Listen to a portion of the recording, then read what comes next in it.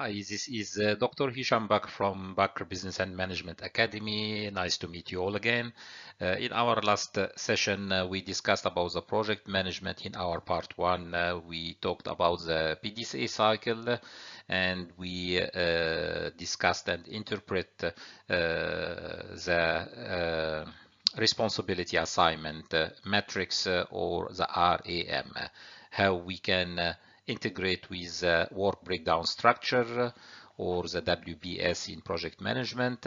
So it's all interesting topics. So today we are going to talk further about the part two of the major project execution and project management. We are going to talk about the external context and the external environment, how we can break down the external environment into micro and macro analysis, and how we can analyze every single opportunity or threats.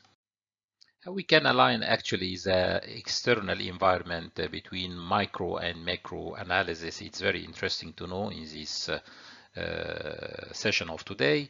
As analyzing the external factors dramatically or crucially help all the business organization to know the external threats facing any project management.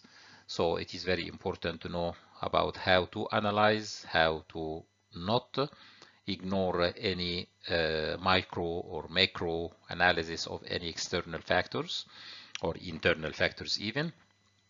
How it can help business organization to have a good project management analysis.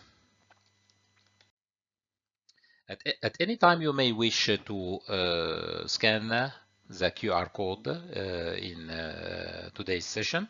You can access my academy, my Bakr Business and Management Academy. You can find unlimited sources and videos about different disciplines of business and management, and it's all free of charge.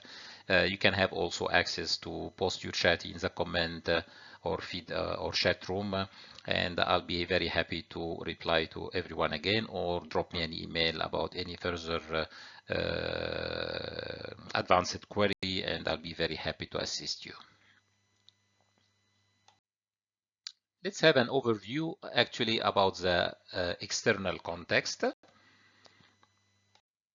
The external context actually is the environment in which any organization is working or operating, and it should be mostly aligned with the business organization objectives and needs. However, we can talk about the external environment. We break down between micro and macro factors. We will start firstly by the micro environment and to macro environment. The microenvironment mostly consists of the factors that directly influence the operation of any organization. So you might have some microenvironment like internal employees, capabilities, financial capacity, etc. So it's including internally into your organization, and you can control that, and it is much more easier to deal with like the streets or the opportunities externally, while you have a very positive opportunity to kick out the ball in new market as a strong opportunity, or you will have high streets facing you into any new destination that you are going to penetrate.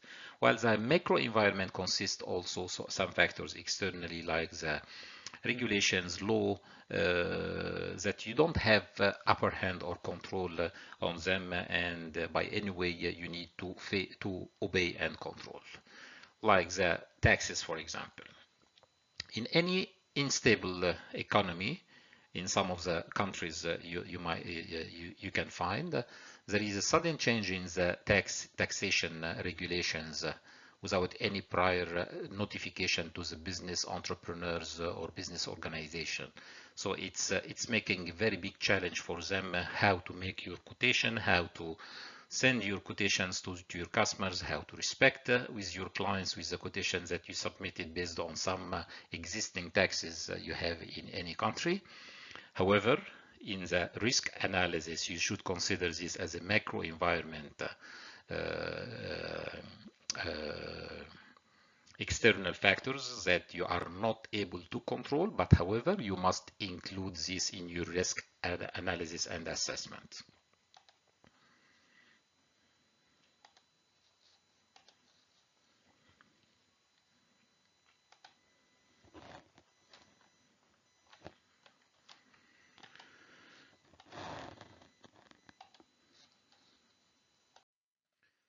So now we are going to identify and analyze the external issues based on what we most of the organizations are facing.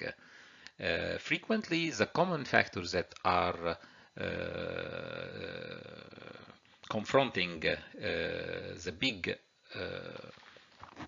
percentage of the business organization are you need to put into consideration while identifying the external issues, your business objectives, your business strategy, business organization strategy or factors or plans you must consider while you are working in any project management.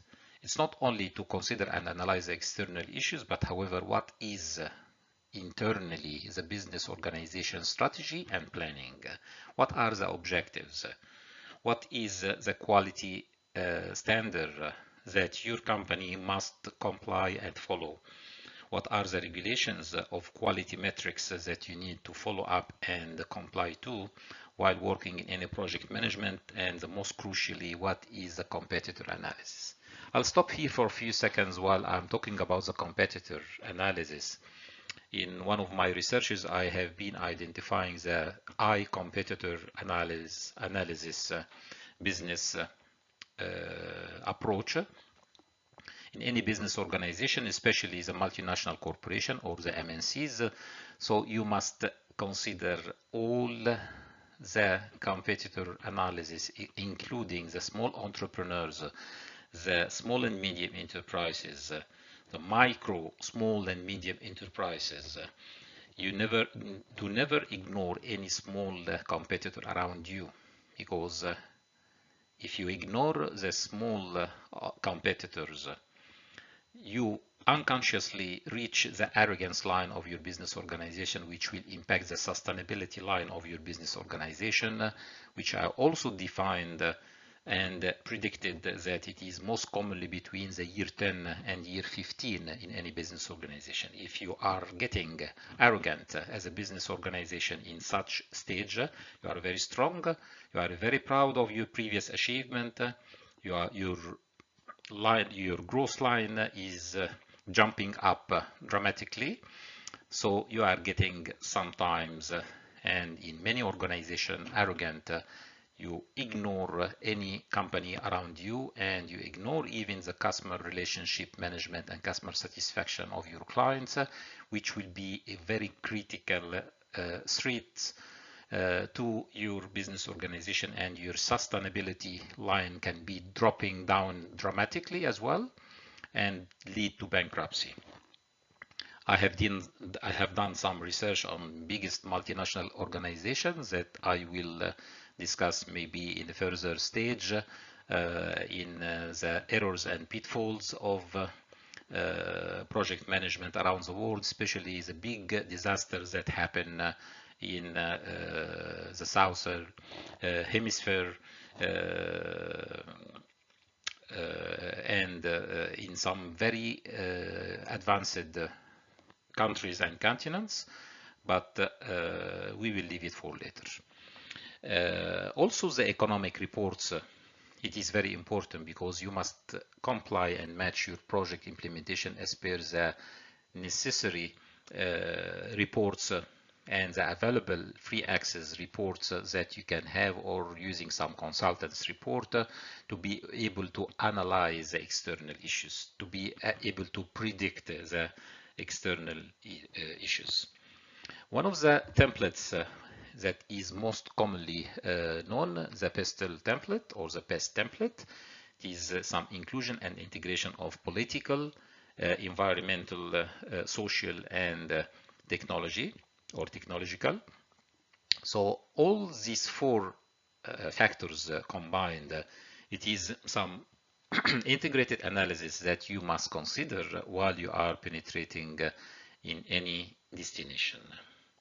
Even it is a local destination, you must consider to analyze as well this, especially in the penetration strategy for a foreign destination that you don't have sufficient knowledge, and especially in the mega projects, you must consider a good pest analysis and break down the risk factors into micro and macro factors that you can control, and you can provide your project management plan by plan A, B, and sometimes you need to plan also for plan C just in case.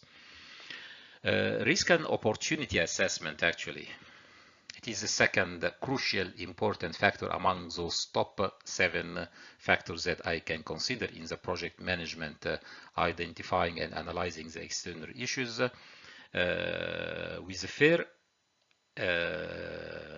With a poor risk and opportunity assessment, you can have a high risk to fail into your project management implementation, or you can lose a very high opportunity for achievements and growth. So both of them are very critical, because if you don't assess the risk, it will be impacting the project success and outcomes by the end of your project schedule and deadline. And if you miss a proper and appropriate assessment for the opportunity as well, you may lose billions of dollars because of lack of assessment for strong opportunity matching your project in any destination. To explain this in practice or practically, one of my publication also I did about the overseas students in Australia, and I was assessing and analyzing the customer relationship management or CRM, corporate social responsibility and university social responsibility. So both CSR and USR, corporate social responsibility and university social responsibility, are considered macro level, in addition to the CRM, which is the customer relationship management. So what links actually I was assessing in my big project or mega project? It's a multinational project that I'm in progress or in the process to achieve in some stage. And there is a further advanced stage as well that I'm going to implement overseas in different countries rather than Australia, in the Middle East, in America, and in Europe as well. That's why I have some implementation and techniques I'm using with the University of East London in United Kingdom or UK,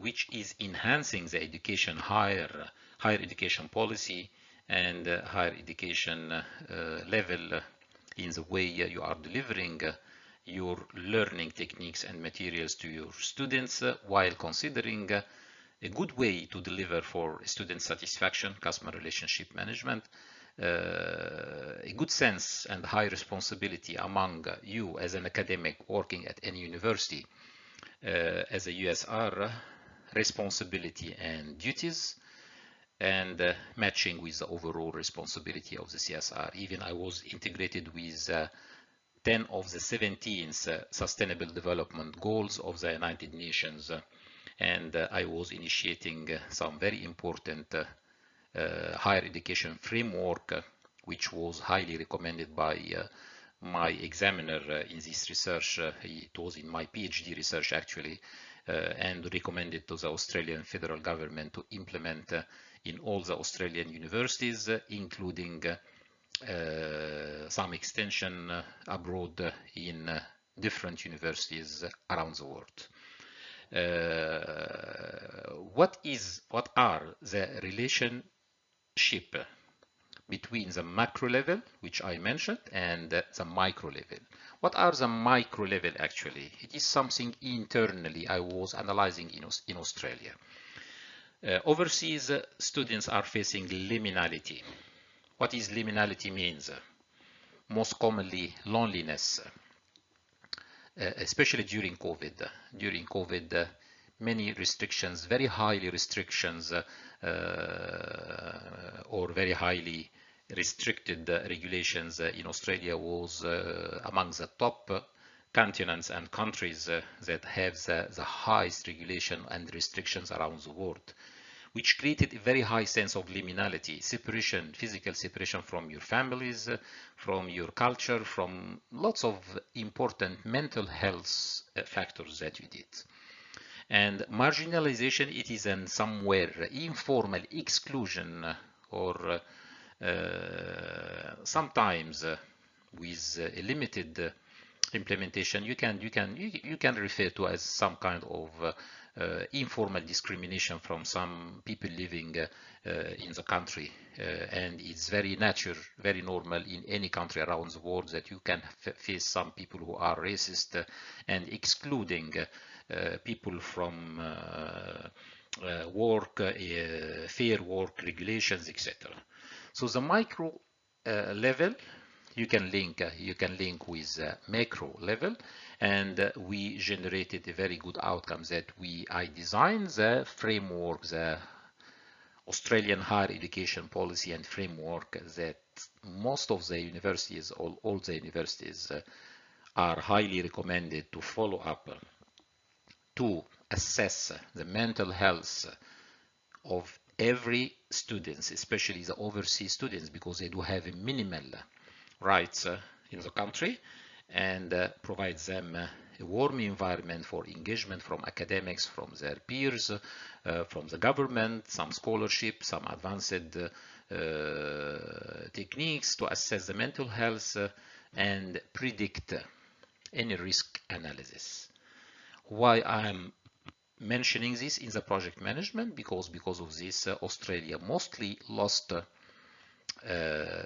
more than 50% of the revenue from the overseas students. The overseas students are generating nearly 34 billion Australian dollars in last statistics in 2020, and due to this micro-analysis I did in research that took 4 years of study and research, they were unfortunately dropping down from the higher education in Australia less than 50%, and also still ignoring lots of micro factors that should be considered in the Australian higher education. And because of that, the higher education in Australia rank has been excluded from the top 10. It was the third rank in the GDP for Australia, and after this strategy and research was done, I have been realized and detected that the Australian higher education has been excluded from the top 10 because of ignoring the micro analysis I did, which are the liminality, marginalization, and mental health, and should be considered dramatically to approach more billions of dollars economy, more trillions of dollars direct and indirect expenditures that will be injected in the GDP for Australia, while having people coming from everywhere in the world, living, bringing their family, spending their money in foods, travel, visits, approaching more and more, and living in the country and having some kind of long-term residential and sustainability. Next time I'll be proceeding to my breakdown for analysis between the macro and micro. I'll have this in the next session. Wait for me. We will have some very important information to integrate in the project management session next time. And we will have again a free access to my channel at any time. Please do not forget to subscribe, like my video, and drop me an email at any time, or drop me a comment on the chat room. I'll be very happy to reply to you and create a good, positive environment for community interaction. Thank you so much. See you next time. Bye-bye.